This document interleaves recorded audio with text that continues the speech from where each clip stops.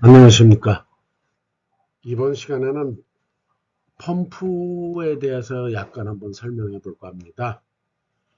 펌프 중에서 난방순환 펌프, 거기에 대한 양정과 유령에 대해서 가볍게 한번 만들어서 이야기해 보려고 합니다. 사실 우리가 그 현장에서 보면은 펌프를 갖다가 마력으로 이렇게 말씀하시는 분들이 있는데, 마력은 동력에 대한 부분이지 펌프와는 상관이 없습니다. 펌프는 분명히 말씀드리지만 유량과 양정으로 저기 선정이 되고 구분이 되는 것이지, 펌프를 갖다 마력으로 말씀하시는 것은 조금 문제가 있다고 보여집니다.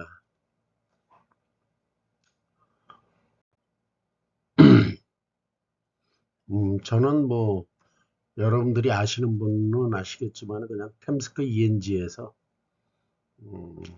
기계 설비에 대한 설계나 시공, 현장 관리, 이런 걸 하는 사람입니다.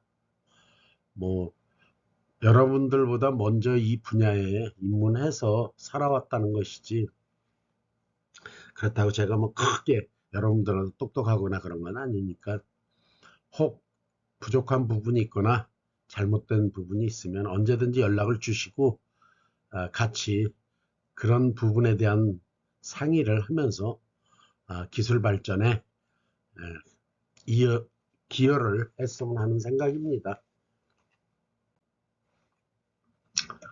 펌프, 난방순환 펌프, 양정과 유량. 사실 이거는 어떤 분이 질문을 할 내용을 근거로 해서 만든 겁니다. 건물이 4층에서 14층 건물인데 6만짜리 그 온수 보일러와 배관이 설치되어 있다고 했습니다. 여기에 보일러의 그 설치 목적은 화장실 6개층에 온수하고 난방을 공급하기 위해서 설치를 했는데,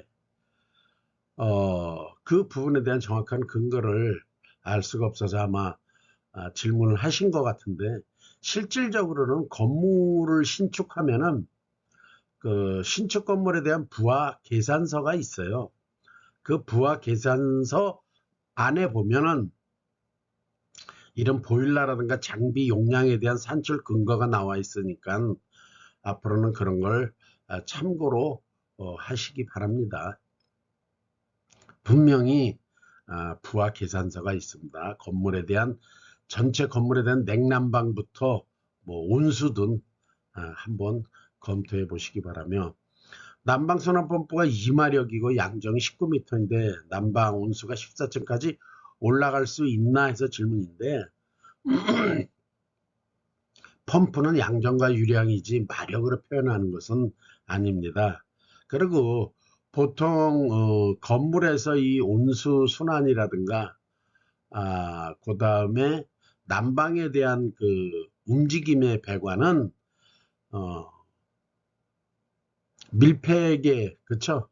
주로 밀폐계라고 봐야죠. 난방은 개방계가 아니고, 밀폐계와 개방계의 차이는, 밀폐계란 배관이 대기적으로 개방이 안 돼 있는 상태로, 밀폐된 상태로 공급관과 환수관 전체 길이를 가지고 양정을 만들어냅니다. 그런 부분이 일반 펌프와의 차이가 있으니까 참고하시기 바랍니다. 펌프에서 양정과 유량은 왕복 길이를 가지고 표시합니다. 그래서 예를 들어서 아까 그 뭐 전에 질문한 것처럼 뭐 15층 건물이다 3m, 층당 3m를 기준으로 해서 하면은 정수도가, 즉 정수도라는 건 뭐냐면 15층에서 1층까지 봤을 때 1층에 걸리는 그 압력이 보통 한 층당 3m 잡으면 15층 45m니까 우리가 압력을 환산할 때 10m를 1kg per square cm로 보니까 약 4.5kg가 걸린다고 보고, 여기 표시되어 있는 내용은 여러분들이 깊이 있게 한번 보시고 저는 가볍게 키워드만 가지고 말씀을 드리겠습니다. 그러면 뭐 여기에 왕복, 배관 왕복 길이, 입상 왕복 길이 뭐 쭉쭉쭉 해가지고 보일러 자체의 그 저항 R 값은 3m로 잡고, 라지에다 뭐 해가지고 총 거리, 밀폐계 왕복 거리니까 210m이죠. 210m에다가 부속 배관의 그 저항 길이, 그걸 상당장 길이라고 하는데, 뭐 보통 한 30에서 한 50% 정도 봅니다. 그 부분을. 근데 여기서는 약 50%를 약간 여유 있게 보고 했을 경우, 이거를 펌프의 실제 필요 양정으로 우리가 환산을 해보면, 해보면, 315 곱하기 0.03 밀리미터 AQ죠. 미터 AQ인가? 미터 AQ인데, 요거는 뭐냐면 보통 일반적인 배관을 30에서 한 50 밀리미터 AQ로 봅니다. 마찰 손실을 일반적으로 우리가 설계를 할 때 그걸 계산했을 때 보면은 이렇게 해보면 약 9.45m가 나오고, 여기에 뭐 안전율 감안해가지고 1.15 계산하면 약 10m 정도 나오는데, 뭐 10.86이라는 건 없으니까 약 11m로 보고, 밀폐계에서의 펌프의 양정은 순환되는 배관 그 길이, 왕복 길이를 가지고 마찰 손실값으로 환산해서 양정을 계산하는 거니까 참고하시기 바랍니다.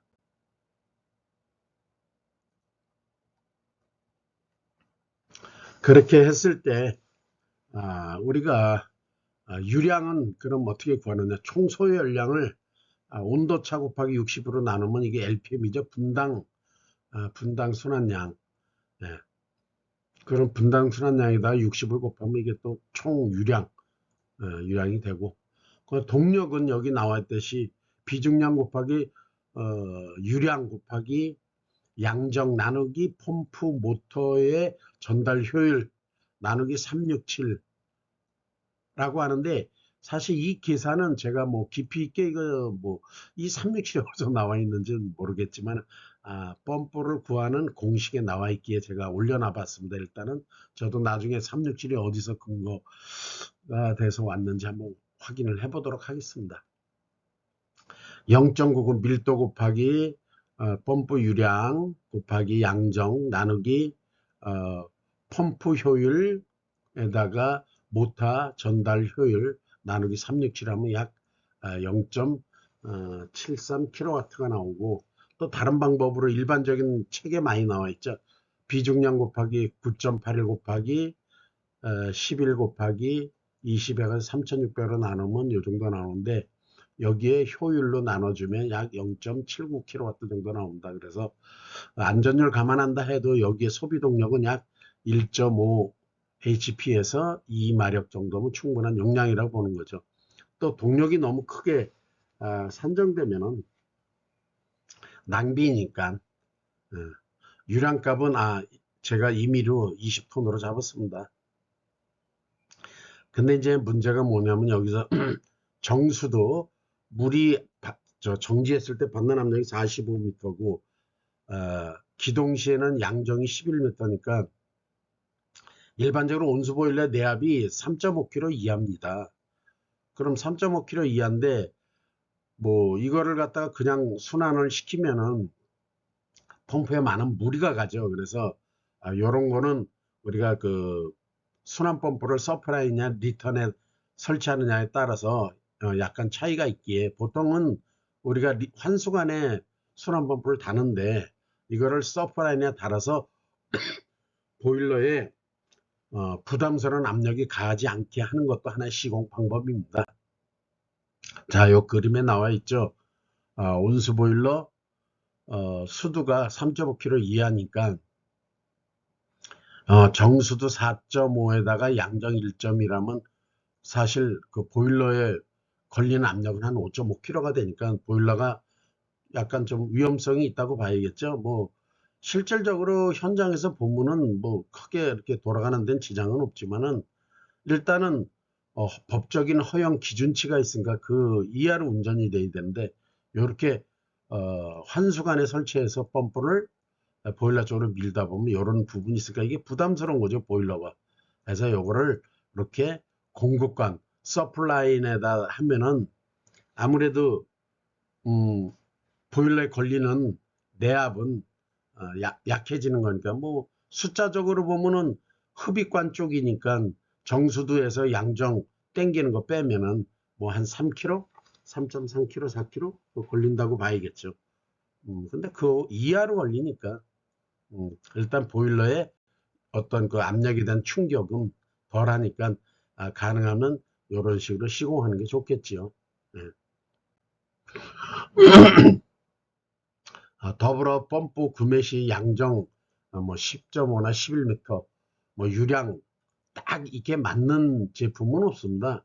여기에 가장 가깝게 접근할 수 있는 양정과 유량값에 가까운 펌프를 선정을 하시고 그 소비 전력이 가장 작게 드는 펌프를 구매하시면 큰 문제가 없을 거로 생각합니다. 또한 펌프는 유량과 양정이 움직이지만은 펌프의 성능 곡선이라는 게 있습니다. 그래가지고 펌프의 유량 특성 곡선을 한번 찾아서 검토한 다음 가장 효율적으로 움직일 수 있는 펌프가 어떤가를 한번 찾아서 선정하는 것도 나쁘지 않다고 봅니다. 우리가 여기 나와 있지만은 그림에 있듯이 실양정이라는 거는 흡입, 토출 양정을 다 합친 게 실양정입니다. 예. 여기 지금 나와 있죠. 만약에 이게 이건 전부 요 AB는 흡입수도가 있지만은 C는 흡입수도가 없어요. 요 압입수도이기 때문에 토출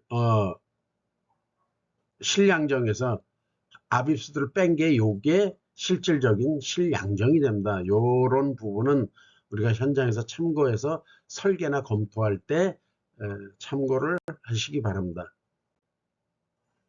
지금까지 간략하게 난방 순환 펌프에 대한 양정과 유량에 대해서 말씀을 나눠봤습니다. 아까 서두에 말씀드렸다시피 혹 제가 그 강의하는 것 중에 부족한 부분이 있었다면 언제든지 저한테 연락을 주시고 같이 기술 공유를 하고 배워가는 입장에서 그런 자세로 하니까 언제든지 기탄 없이 연락 주시기 바랍니다. 감사합니다.